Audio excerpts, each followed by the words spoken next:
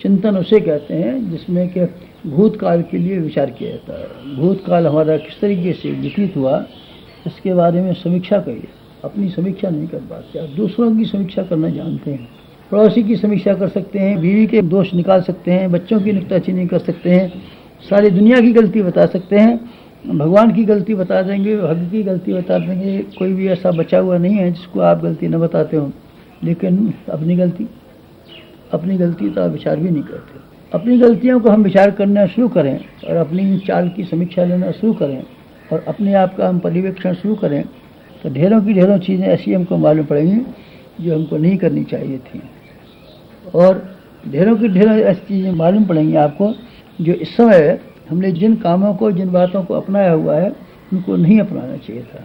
मन की बनावट कुछ ऐसी विलक्षण है कि अपना स्वच्छा, अपना स्वच्छा, बस अपना स्वच्छा, ये बात बनी रहती है। अपना स्वभाव भी अच्छा, अपनी आदतें भी अच्छी, अपना विचार भी अच्छा, अपना चिंतन भी अच्छा, सब अपना अच्छा, बाहर वालों पर गलत।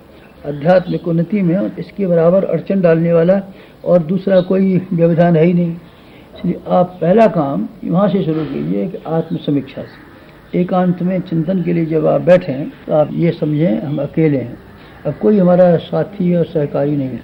साथी अपनी जगह पर, सहकारी अपने स्थान पर, कुटुंबी अपने स्थान पर, पैसा अपने स्थान पर, व्यापार अपने स्थान पर, खेतीबाड़ी अपने स्थान पर, इन सबको अपने अपने स्थानों पर रहने दीजिए।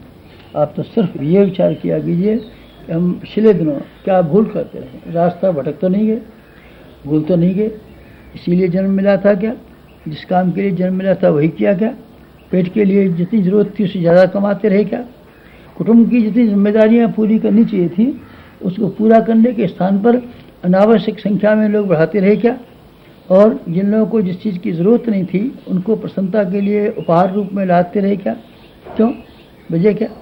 ये सब गलतियाँ हैं। इसी तरीके से अपने स्वास्थ्य के लिए जो खान पान और आहार विहार जैसा रखना चाहिए था वैसे रखा क्या। चिंतन की शैली में जिस तरह की शालीनता का समावेश होना चाहिए था वो रखा गया क्या।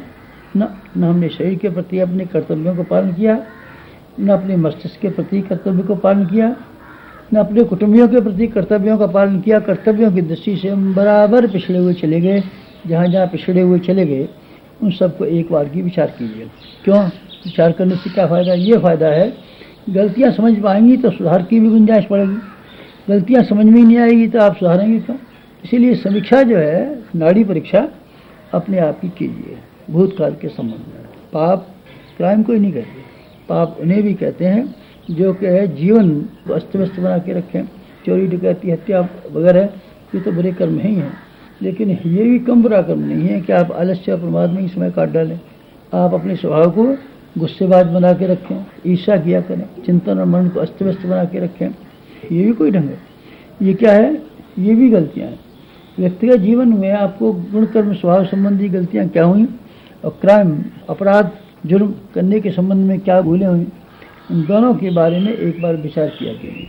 ये विचार करना बहुत ज़रूरी है। इससे ये मालूम होता है कि हमारी गलतियाँ कहाँ हैं और हम कितना चूकते रहे और चूक रहे हैं। इन चूकों को फिर सुधारने वाला अगला कदम आता है आत्म परिष्कार। आत्मनिरीक्षण के बाद में आत्म परिष्कार का दूसरा नंबर आता है। सुधार कैसे करें, सुधार में क्या बात करनी होती है, सुधार में रोकथाम करनी पड़ती है। मसलन आप शराब पीते हैं तो आप बंद कीजिए, सब अब हम नहीं पिएंगे। अब बीड़ी पीते हैं, सिगरेट पीते हैं, अपना कलिया जलाते हैं तो आप विचार कीजिए अब हम कलिया नहीं जलाएंगे। आत्म परिशोधन इसी का नाम है कि जो गलतियाँ हुई हैं उनके विरुद्ध आप बगावत खड़ी कर दें, रोकथाम के लिए आमादा हो जाएं। संकल्प बल से ये इस्तेमाल करें कि जो भूल होती रही है अब हमसे न हो, इसकी स्कीम बनाइए। गलतियाँ न होने देने का तरीका क्या है, क्या हम करेंगे। अपने आप में जब कच्चाइयाँ आएंगी और जब आपको कच्चाइयाँ ये मजबूर करेंगी कि जो करते रहें वही ढर्रा चलते रहना देना चाहिए, क्या अर्ज है। अपने साथ में पक्षपात और रियायत करने का जब आपका मन उठे तब आप उसके मन के विरोधी हो जाइए, मन को निगृहित कीजिए, मन को तोड़िए, मन से लड़ाई कीजिए। आत्म परिष्कार इसी का नाम है। आत्मनिरीक्षण और आत्म परिष्कार अथवा परिशोधन, ये दो कार्यों को मिला देने से चिंतन की प्रक्रिया पूरी हो जाती है। यही कहना था आज आपसे। ओम शांति। चिंतन उसे कहते हैं जिसमें कि भूतकाल के लिए विचार किया जाता है। भूतकाल हमारा किस तरीके से व्यतीत हुआ इसके बारे में समीक्षा करिए। अपनी समीक्षा नहीं कर पाते, आप दूसरों की समीक्षा करना जानते हैं।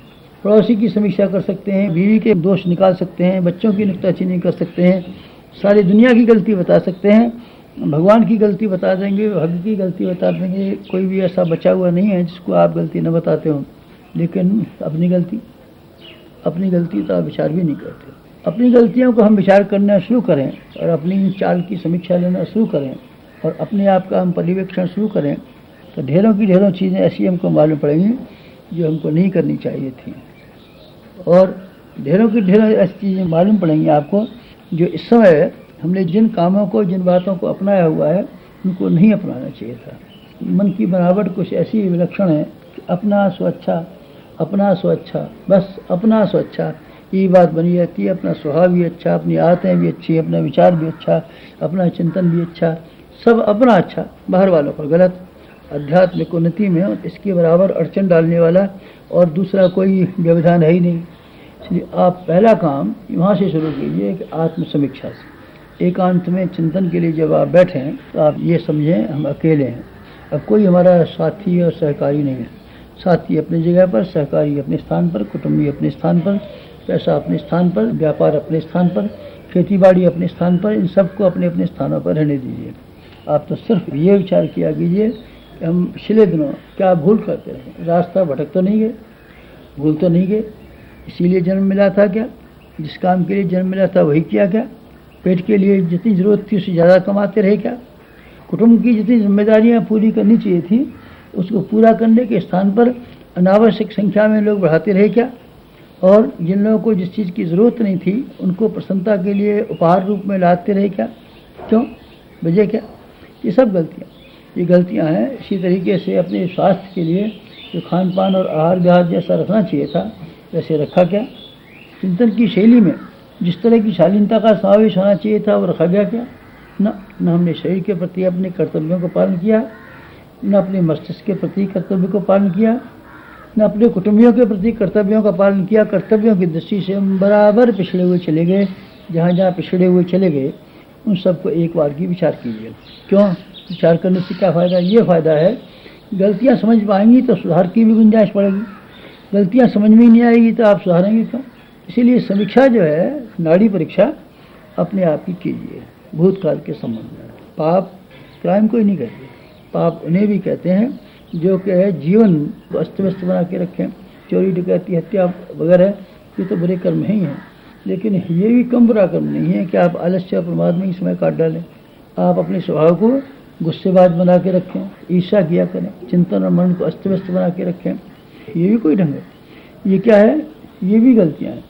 व्यक्तिगत जीवन में आपको गुण कर्म स्वभाव संबंधी गलतियाँ क्या हुई और क्राइम अपराध जुर्म करने के संबंध में क्या भूलें हुई, इन दोनों के बारे में एक बार विचार किया कीजिए। ये विचार करना बहुत ज़रूरी है। इससे ये मालूम होता है कि हमारी गलतियाँ कहाँ हैं और हम कितना चूकते रहे हैं और चूक रहे हैं।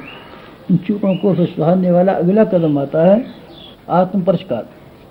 आत्मनिरीक्षण के बाद में आत्म परिष्कार का दूसरा नंबर आता है।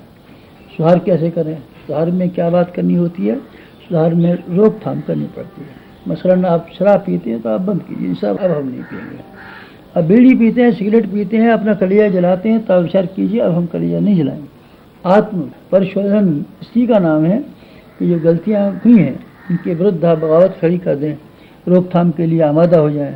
संकल्प बल से ये इस्तेमाल करें कि जो भूल होती रही है अब हमसे न हो, इसकी स्कीम बनाइए। गलतियाँ न होने देने का तरीका क्या है, क्या हम करेंगे।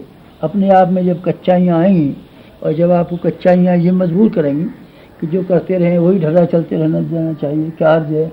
अपने साथ में पक्षपात और रियायत करने का जब आपका मन उठे तब आप उसके मन के विरोधी हो जाइए, मन को निगृहित कीजिए, मन को तोड़िए, मन से लड़ाई कीजिए। आत्म परिष्कार इसी का नाम है। आत्मनिरीक्षण और आत्म परिष्कार अथवा परिशोधन, ये दो कार्यों को मिला देने से चिंतन की प्रक्रिया पूरी हो जाती है। यही कहना था आज। ओम शांति।